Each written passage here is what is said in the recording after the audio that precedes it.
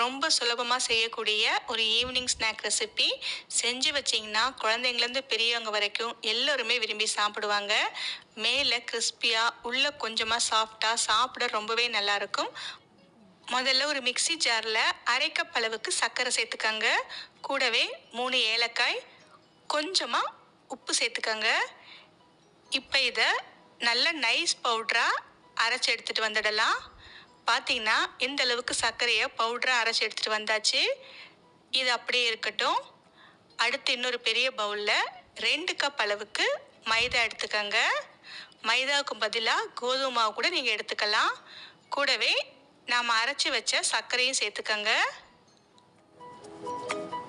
இப்போ கையாலேயே மாவும் சர்க்கரையும் நல்லா சேர்ந்து வர மாதிரி பொறுமையாக கலந்து விட்டுக்கங்க. அடுத்து இதில் ஒரு 3 டேபிள் ஸ்பூன் நெய்யை லேசாக உருக்கிட்டு சேர்த்துக்கங்க. இப்போ இந்த நெய்யோடு சேர்த்து இந்த மாவையும் நல்லா பெசரி விட்டுக்கங்க.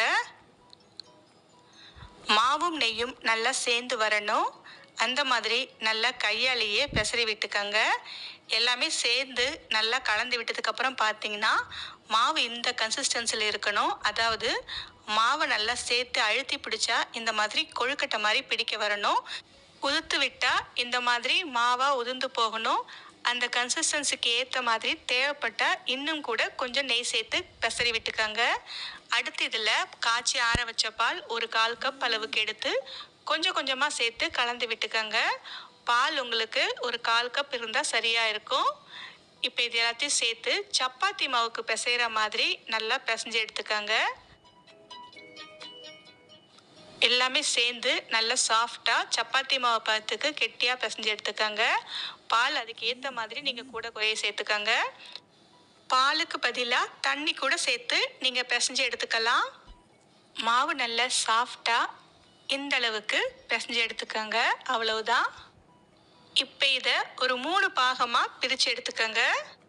பிரித்து எடுத்து உருட்டி வச்சதும் இதை மூடி போட்டு ஒரு அரை மணி நேரம் அப்படியே வச்சிடுங்க.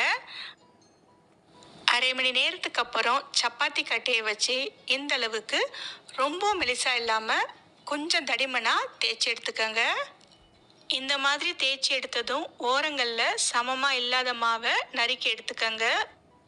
அடுத்து இந்த மாதிரி குறுக்கில் நெடுக்கில் கட் பண்ணி சின்ன சின்ன கட்டமாக நறுக்கி எடுத்துக்கலாம். கத்தியில் கொஞ்சமாக நெய் இல்லைன்னா எண்ணெய் தடவுனீங்கன்னா கத்தியில் ஒட்டாமல் வரும். அவ்வளவுதான். இதே மாதிரி எல்லா மாவையும் தேய்ச்சி சின்ன சின்ன கட்டமாக நறுக்கி எடுத்துக்கங்க. இப்போ பார்த்தீங்கன்னா எல்லா மாவையும் தேய்ச்சி நறுக்கி ஒரு பெரிய பிளேட்டில் எடுத்து வச்சுருக்கேன். அவ்வளவுதான். அடுத்து நாம் நறுக்கி வச்ச பிஸ்கட்டை மிதமான சூட்டில் இருக்க எண்ணெயில் பேட்ச் பேட்சாக சேர்த்துக்கங்க. பிளேட்டோடையே கொஞ்சமாக அப்படியே கரண்டியை வச்சு கூட தள்ளி விட்டுக்கலாம். கண்டிப்பாக பிஸ்கட் ஒன்றோட ஒன்று ஒட்டாது. நான் வீடியோக்காக ஒன்று ஒன்றா சேர்த்துருக்கேன். கண்டிப்பாக எண்ணெய் ரொம்ப சூடாக இருக்கக்கூடாது, மிதமான சூட்டில் இருக்கணும். அப்படி இருந்தால் தான் பிஸ்கட் சட்டுன்னு கருகிடாமல் நல்லா உள்ள வரைக்கும் நல்லா சாஃப்டாக வெந்து வரும். பிஸ்கட் எல்லாம் சேர்த்ததுக்கப்புறம் அடுப்பை மீடியம் ஃப்ளேமில் இல்லைனா மீடியம் லோ ஃப்ளேம்லன்னு மாற்றி மாற்றி வச்சு வேக விடுங்க. அதே மாதிரி கரண்டியை வச்சு லேசாக இந்த மாதிரி கலந்து விட்டுட்டே இருங்க. அப்போ தான் எல்லா பக்கமும் ஒரே மாதிரி நல்லா வெந்து செவந்து வரும். பேட்ச் பேட்சாக போட்டு பொரிச்சு எடுக்கும்போது உங்கள் பேனோட சைஸுக்கு ஏற்ற மாதிரி சேர்த்துக்கங்க. இப்போ பார்த்தீங்கன்னா நல்லா இந்த அளவுக்கு செவந்து வந்துடுச்சு. இதுக்கு மேலே செவக்கக்கூடாது. அப்படி செவந்துச்சுன்னா கலர் ரொம்பவே கருத்துடும். இந்த அளவுக்கு நல்லா செவந்து வந்ததும் இப்போ நாம் இது எல்லாத்தையும் வெளியே எடுத்துடலாம். இதே மாதிரி எல்லா பிஸ்கட்டையும் போட்டு பொரிச்சு எடுத்துக்கங்க. அவ்வளவுதான் ஃப்ரெண்ட்ஸ். ரொம்ப ரொம்ப